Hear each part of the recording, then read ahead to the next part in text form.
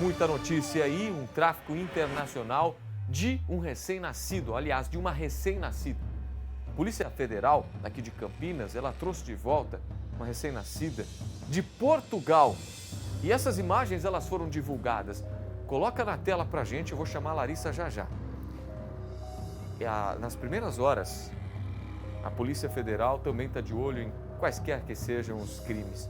Especificamente este tema, mexe muito com a gente, né? A verdade é que mexe muito com a gente, até para quem cuida do caso, até para quem passa informação sobre o caso. Porque imaginem, a Polícia Federal precisou fazer uma ação velada lá em Portugal. Eu vou tentar entender melhor essa situação aí com a Larissa Menezes, porque não dá para acreditar, né, que em pleno 2025 a gente trate mais uma vez desse caso. Mas é verdade, infelizmente é a pura realidade que a gente está vivendo. Larissa, boa tarde para você, agora meio-dia, 8 minutos. Boa tarde, Júlio. Boa tarde para todos que acompanham o Tá No Ar Campinas novamente. Essa bebê, Júlio, ela está com 1 ano e 4 meses hoje, mas ela foi levada até Portugal com apenas dias de vida. A gente já vai dar aqui a linha do tempo de tudo o que aconteceu até a prisão desse empresário que é um criminoso. Esse empresário é um empresário português.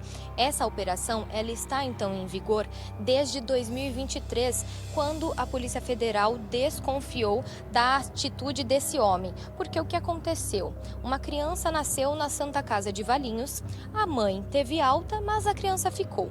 Um homem que disse ser pai dessa criança foi lá, registrou essa criança e conseguiu e pediu a guarda unilateral para a justiça. A justiça cedeu essa guarda unilateral para esse homem e, além desse homem, também tinha uma outra mulher que costumava fazer visitas para essa criança enquanto ela estava internada no hospital. Essa criança, inclusive, essa mulher, inclusive, ela se dizia irmã do empresário, mas depois ela trocou a versão dela e ela disse que era secretária desse empresário, Júlio.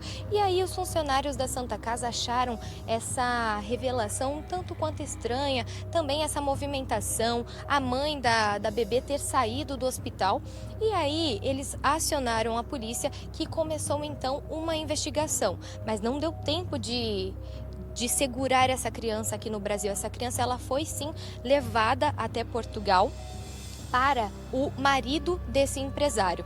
O marido desse empresário, então, ficou com a criança enquanto esse empresário estava tramitando a adoção, entre aspas, Júlio, de uma segunda criança que ia nascer ali pelos próximos dias. Mas então não deu tempo essa ação. Inclusive, vamos ver aqui a linha do tempo, porque dia 24 de outubro de 2023, o Márcio, o nome desse empresário é Márcio, que foi preso em 2023 por tráfico internacional de pessoas, ele chega ao Brasil pelo aeroporto de Guarulhos, alegando uma visita a negócios.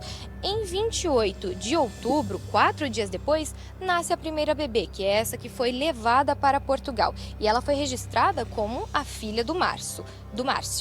Em 2 dias depois, o Márcio ele pede à justiça a guarda unilateral dessa criança, porque é a guarda unilateral que permite que um pai ou mãe ou responsável legal tire essa criança do Brasil. E foi isso que ele fez. Um dia depois, ele emitiu o passaporte dessa. 14 dias depois, a justiça concedeu ao Márcio a guarda unilateral dessa primeira bebê. Um dia depois disso, ele deixou o Brasil com destino a Portugal, levando essa bebê. 4 dias depois, 5 na verdade, nasceu o segundo bebê, um menino, dessa vez também registrado como filho do Márcio. Ele voltou para o Brasil então, porque até então ele estava em Portugal, deixou essa criança, que hoje tem 1 ano e 4 meses, sob a tutela do marido dele. E aí ele voltou para o Brasil de novo, falando que ele veio por conta de negócios, né? Para uma visita de negócios. E aí, um dia depois, ele também pede para a justiça a guarda unilateral desse bebê.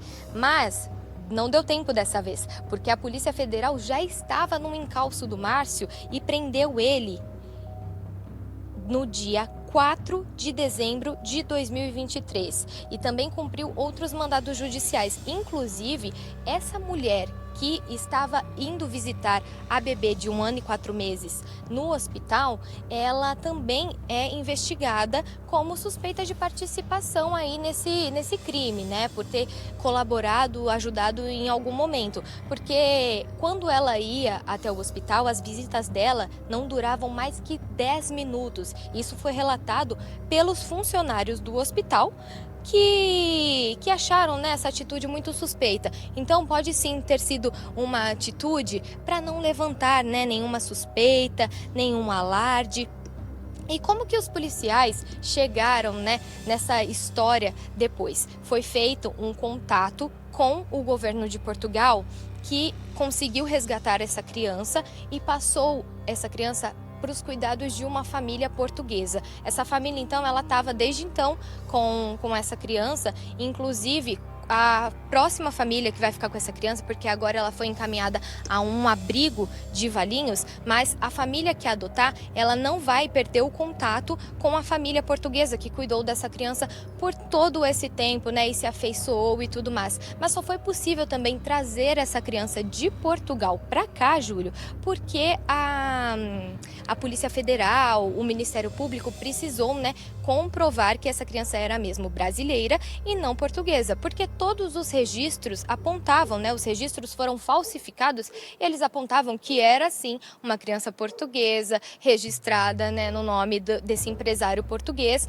mas é isso, né, felizmente a casa caiu para esse empresário e essa criança ela pôde finalmente ser repatriada e agora ela está aqui no Brasil, seu país de origem. Eu volto com você, Júlio. Perfeito, Larissa. A gente lamenta muito esse tipo de fato, porque quem paga o preço mais alto disso tudo é justamente a criança. E a criança fica para lá e para cá, que nem ping-pong, né? Então, tanto quem aceita a dar a criança para tal fato, quanto para quem compra a criança já começa errado. Começou errado, termina errado. E aí quem paga o preço mais alto é sempre a criança.